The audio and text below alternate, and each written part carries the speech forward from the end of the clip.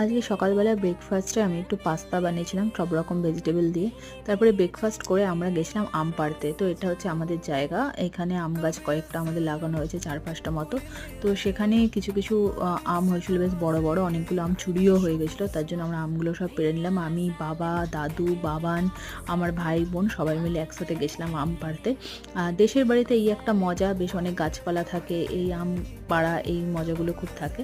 তারপরে আজকে আমাদের দুপুরবেলা কাকিদের বাড়িতে নিমন্ত্রণ ছিল, তো কলা পাতা অনেকদিন পর খেলাম। দেখো এখানে কি কি হয়েছে, ভাত, ডাল, শাক ভাজা, আর হচ্ছে এটা ঝিঙে আলু তরকারি, চিকেন, আর এখানে পাঁপড়, মিষ্টি। এখানে দিচ্ছে আরেকটা কাকি, সে কাকিরাও চিকেন হয়েছে, তারাও দিয়ে গেছে। ওই যে বাবানো খাচ্ছে। খাও শোনা, ভালো হয়েছে? কেমন হয়েছে? এরকম হয়েছে।